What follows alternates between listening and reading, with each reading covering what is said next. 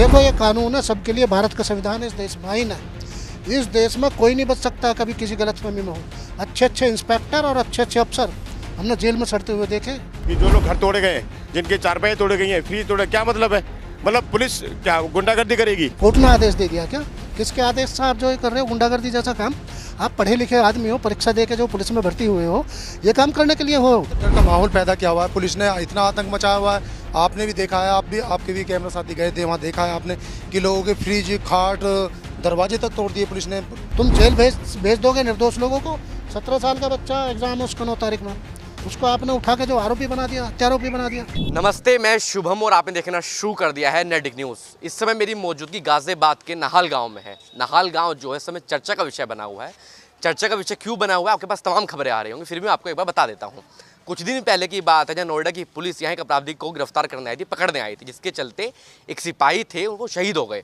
हालांकि शहीद कैसे हुए वो जांच का विषय है, लेकिन शहीद होने के बाद जो नाहल गांव है उसकी स्थिति कुछ और है। अब आज़ाद समाज पार्टी जो है इस मुद्दे को प्रमुखता से उठा रही। चंद्रशेखर आज़ाद ने अपने कुछ कार्यकर्ताओं को आज नाहल गांव में भेजा था। अब इनसे बातचीत करते हैं, क्या बातचीत हुई है, गाँव वालों का क्या कहना है।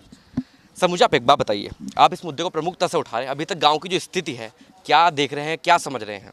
देखिए 31 तारीख को तो माननीय चंद्रशेखर आज़ाद जी से मिले थे गांव के लोग और सारी वस्तु स्थिति बताई थी कि क्या क्या झूल है। और कल हमने कमिश्नर साहब को ज्ञापन दिया गाजियाबाद में, और उसमें कहा कि भाई पुलिस सादी वर्दी में आई, बिना प्राइवेट गाड़ी में आई, बिना तस्करा डाले आई, बिना स्थानीय पुलिस को सूचित दिए आई, और आकर यहाँ गिरफ्तारी की, आते फायरिंग की, फिर गिरफ्तारी करके जो भाग गई गाड़ी को लेकर। उसके बाद बाइक पर 3 सिपाही थे, उन 3 सिपाही में से एक की मौत हो गई तो वो दोनों यहीं खड़े रहे और उसको कुछ नहीं किया। गांव वालों ने उठा उसको टेम्पो में डाल के और हॉस्पिटल पहुंचाया। तो ये सारे जांच के विषय हैं। आज गाजियाबाद के तमाम जो आज़ाद समाज पार्टी के लीगल सेल के अधिवक्ता हैं, यहाँ दर्जनों साथी वो यहाँ का अवलोकन करना है, जाँच करना है। कई घरों में गए हैं जहाँ महिलाओं के साथ बिना महिला पुलिस के पुलिस ने बदतमीजी की है, दरवाजे तोड़े हैं, घर का सामान तोड़ा है, कूलर, फ्रिज, सब दरवाजे, खाट वाट सब। इस सब को लेके सारे वकीलों ने आज आश्वासन दिया कि पूरी गाजियाबाद की बार एसोसिएशन और गौतम बुद्ध नगर की बार एसोसिएशन, SC ST और OBC और मुस्लिम समाज के जितने भी वकील हैं और भी जिस समाज के भी हैं जो इंसाफ की बात करते हों, वो तमाम लोग इकट्ठा होकर निःशुल्क निस्वार्थ इस मामले को लेकर, चाहे हाई कोर्ट तक जाना पड़े, चाहे NRC जाना पड़े, चाहे और कहीं भी किसी भी कानूनन रूप से हम कार्रवाई करनी पड़े, राजनीतिक रूप से भी। चंद्रशेखर आज़ाद जी ने भी यहाँ आश्वासन दिया लोगों को। अभी टेंटेटिवली 13 तारीख है, क्योंकि ईद का त्यौहार है, तो हम तमाम लोगों से अपील करेंगे, पुलिस और प्रशासन से भी, कि बकरीद के त्यौहार को शांतिपूर्वक मनाने दें। उन्हें इस तरह से मजबूर ना करें कि आदमी अपने त्यौहार मनाने के बजाय अपनी जान बचाने में लग जाए, अपनी संपत्ति बचाने में लग जाए। और ये जो कुछ हो रहा है गैरकानूनी है। मैं जो यहाँ के जो कार्रवाई करने आते हैं इंस्पेक्टर लेवल के, ACP लेवल के लोग, मैं उन्हें बताना चाहता हूँ, देखो ये कानून है सबके लिए, भारत का संविधान है, इस देश में आईन है। इस देश में कोई नहीं बच सकता कभी किसी गलतफहमी में हो।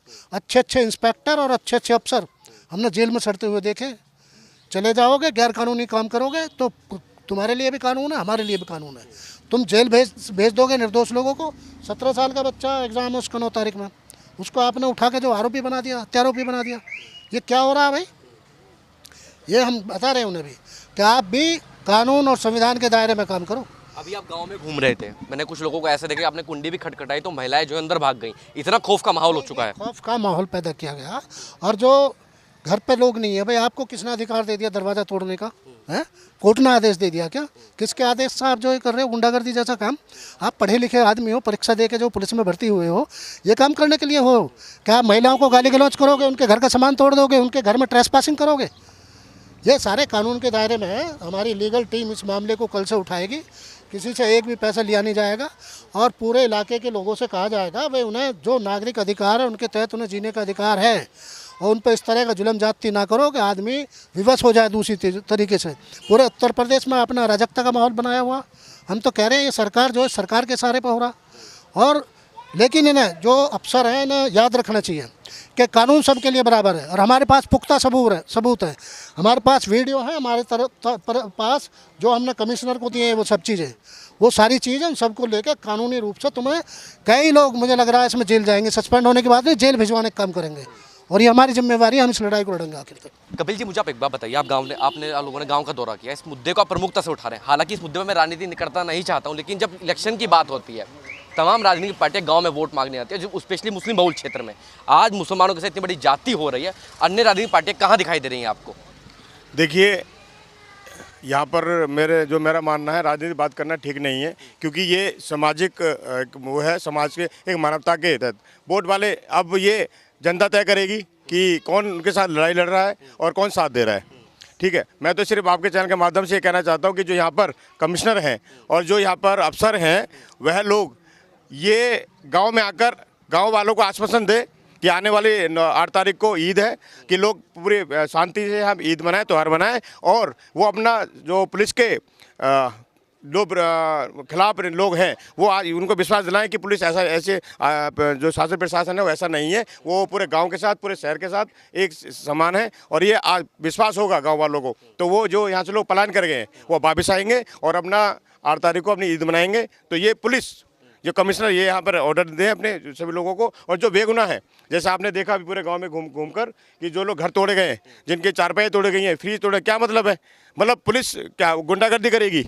क्या पुलिस को ये हक हो गया है कि किसी घर में जाके उसका सामान तोड़ दें? बेचारे गरीब परिवार हैं, वो अपना रोजी मजदूरी करके अपना सामान इकट्ठा करते हैं, अपनी मजदूरी करके यहाँ पर परिवार पालते हैं, आप पुलिस क्या नष्ट कर देंगे?